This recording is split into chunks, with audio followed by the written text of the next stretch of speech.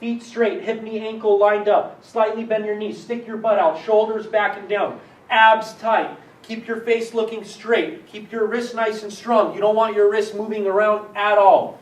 Go ahead, start curling.